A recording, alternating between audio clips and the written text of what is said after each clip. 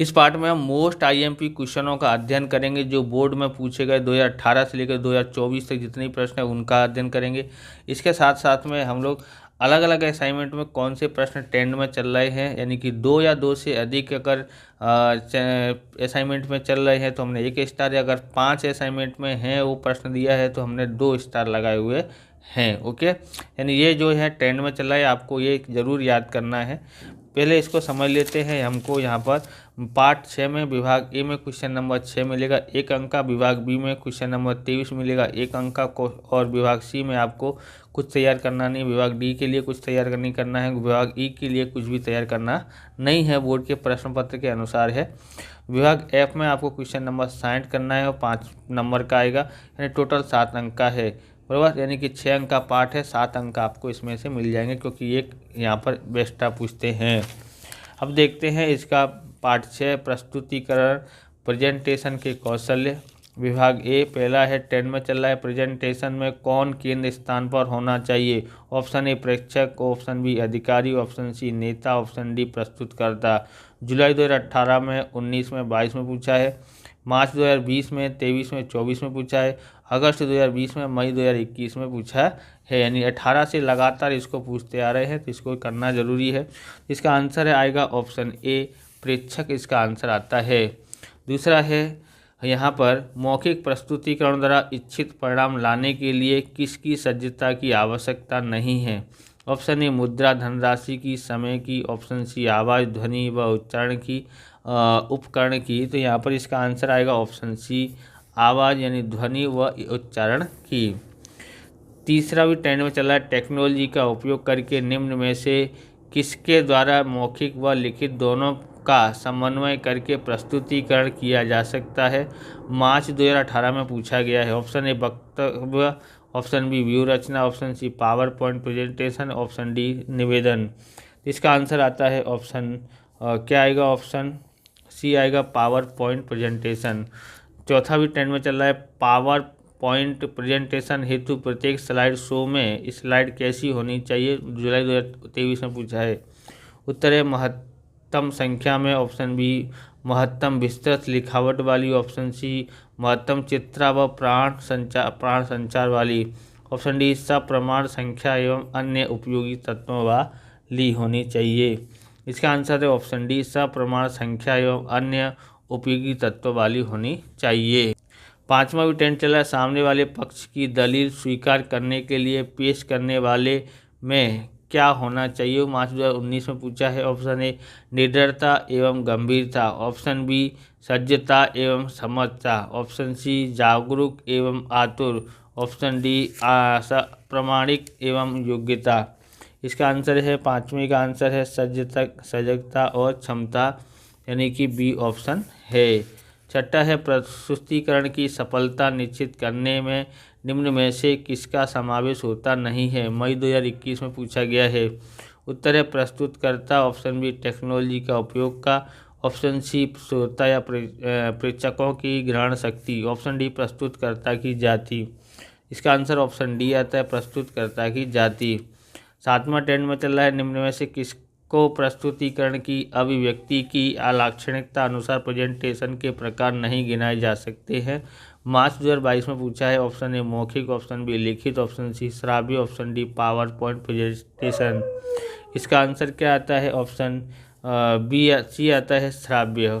आठवां प्रस्तुतिकरण हेतु इनमें से कौन सा शब्द प्रचलित है। Option A transaction, option B transaction, translation, बराबर transaction, option C presentation, option D confirmation. इसका आंसर आता है ऑप्शन सी प्रेजेंटेशन, इसका आंसर आता है। तो विभाग बी देखते हैं। 23वां क्वेश्चन आएगा यहाँ पर। पहला है प्रस्तुतिकरण अर्थात क्या, अगस्त 2020 में, मार्च 2024 में पूछा है। उत्तर है प्रस्तुतिकरण यानी प्रेजेंटेशन अर्थात आपका मत, अभिगम, अभिप्राय या योजना सामने वाले व्यक्ति समूह समक्ष योग्य रूप में प्रस्तुत करके समझाने की निरूपणता और कौशल्य है। दूसरा है मौखिक प्रस्तुतिकरण किस स्वरूप में कर सकते हैं। उत्तर है मौखिक प्रस्तुतिकरण वक्तव्य, विवाद, संवाद, दलील वगैरह स्वरूप में कर सकते हैं। तीसरा भी ट्रेंड में चल रहा है, प्रस्तुतिकरणकर्ता के अनुसंधान में प्रेजेंटेशन के प्रकार बताइए। उत्तर है प्रस्तुतिकरणकर्ता के अनुसंधान में प्रेजेंटेशन के 2 प्रकार हैं। ऑप्शन ए व्यक्तिगत प्रस्तुतिकरण, ऑप्शन बी समूहगत प्रस्तुतिकरण। चौथा है प्रस्तुतिकर्ता के सामने के पक्ष में अनुसंधान में प्रेजेंटेशन के प्रकार बताइए। उत्तर है प्रस्तुतकर्ता के सामने पक्ष में अनुसंधान में प्रेजेंटेशन के 2 प्रकार हैं, एक प्रत्यक्ष प्रेजेंटेशन, दूसरा परोक्ष प्रेजेंटेशन होता है। अब देखते हैं 5वां ट्रेंड में चल रहा है, प्रेजेंटेशन का मुख्य उद्देश्य क्या है। उत्तर है प्रेजेंटेशन का मुख्य उद्देश्य यह है कि जानकार व्यक्ति द्वारा संबंधित व्यक्ति को सूचना से सुपरिचित कराना। आगे देखते हैं 6ठा ट्रेंड में चल रहा है, प्रेजेंटेशन को प्रभावशाली कैसे बनाया जा सकता है। उत्तर है विभावना, विषय या योजना का विश्लेषण करके प्रेजेंटेशन को प्रभावशाली बना सकते हैं।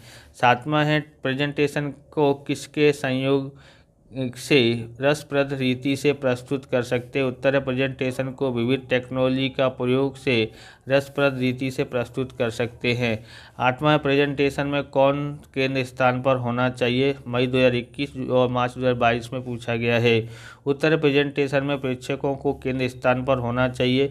प्रेजेंटेशन के प्रकार बताओ, जुलाई 2023 में पूछा है। उत्तर है पहला है अभिव्यक्ति की लाक्षणिकता अनुसार मौखिक, लिखित, पावर पॉइंट प्रेजेंटेशन। इनमें से कोई ना कोई आएगा, इसलिए चारों को आपको तैयार करना है।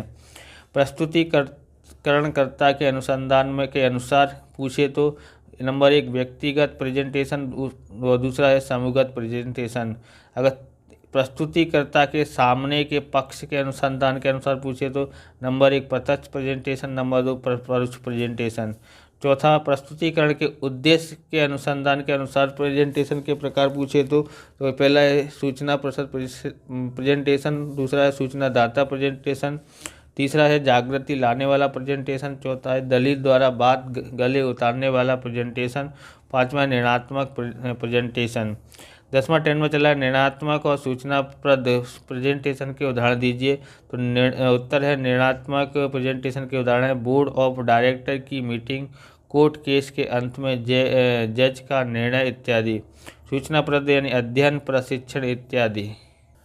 क्वेश्चन नंबर 60वां मिलेगा विभाग एफ में। यहाँ पर है विद्यार्थी द्वारा शिक्षक दिन के समारोह के आयोजन के संबंध में समिति प्रस्ताव प्रस्तुत कीजिए। मार्च 2024 में पूछा है। ये ट्रेंड में चल रहा है पावर पॉइंट प्रेजेंटेशन के अंतर्गत स्लाइड शो तैयार करने हेतु ध्यान में रखने योग्य बातें बताइए। मार्च 2019 और 20 में पूछा गया क्वेश्चन है। तीसरा है मौखिक प्रेजेंटेशन के लिए ध्यान में रखने योग्य बातें बताइए। अगस्त 2020, मई 2021, मार्च 2023 में पूछा गया है। चौथा है लिखित प्रेजेंटेशन के लिए ध्यान में रखने योग्य बातें बताइए। मार्च 2018 में पूछा है। 5वां बैंक की मुलाकात के पश्चात तत्संबंधित प्रस्तुतिकरणकर्ता व्यक्तिगत अहवाल लिखिए। मार्च 2019 में पूछा है। 6ठा हमारे देश के 73वें गणतंत्र दिवस के उत्सव के संबंध में समिति प्रस्ताव तैयार कीजिए। मार्च 2022 में पूछा गया है। अथवा यहाँ पर है ये 5 असाइनमेंटों में दिया है गणतंत्र दिवस के उत्सव में के संबंध में समिति प्रस्ताव तैयार कीजिए। मार्च 2020 में, अगस्त 2020 में, जुलाई 2022 और 23 में पूछा गया है। 7वां है ट्रेंड में चल रहा है योग दिन के उत्सव संबंधी समिति प्रस्ताव तैयार कीजिए। मार्च 2018 और जुलाई 2018 में पूछा है। 8वां है सिविल हॉस्पिटल की मुलाकात के पश्चात संबंधित प्रस्तुतिकरणकर्ता व्यक्तिगत अहवाल लिखिए। मार्च 2019 और जुलाई 2023 में पूछा गया है। तो इस तरह से ये वीडियो पूरा होता है। अगर आपको हमारा वीडियो अच्छा लगे तो लाइक करें, शेयर करें, कमेंट करें, चैनल पर नए चैनल को सब्सक्राइब करें। मिलते हैं नेक्स्ट वीडियो में। जय हिंद, जय भारत, वंदे मातरम।